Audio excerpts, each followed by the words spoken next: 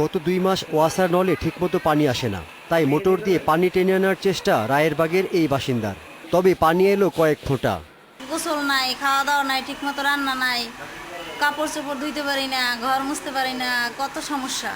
রায়েরবাগে খানকা শরীফ road, passport office রোডে পানির সমস্যা শুকনো মৌসুমের শুরু থেকে। বর্ষা এলেও পাল্টায়নি চিত্র। দনিয়ার পাটের বাগে একটি পাম্প বিকল। আদর্শ স্কুল পাম্পে পানি ওঠে কম।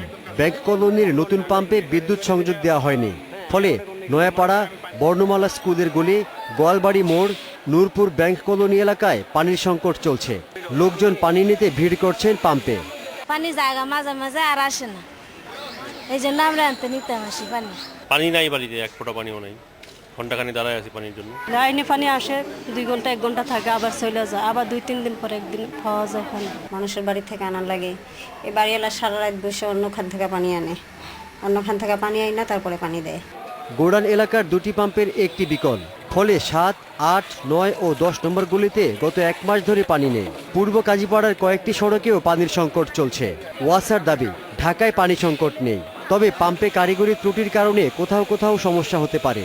আমরা উদ্বৃত্ত পানি উৎপাদন করি। বর্তমানে আজকেও ঢাকা শহরে আমার যা ডিমান্ড তার চেয়ে বেশি পানি হয়েছে উৎপন্ন। এখন যদি 1% পাম্প একদিন খারাপ থাকে, 7টা পাম্প, তাহলে ঢাকা শহরে 1% লোক পানি থেকে আংশিক বঞ্চিত হয়। ভূগর্ভস্থ পানির উপর নির্ভরতা কমলে এসব ছোটখাটো সমস্যা থাকবে না বলে মনে করেন তিনি।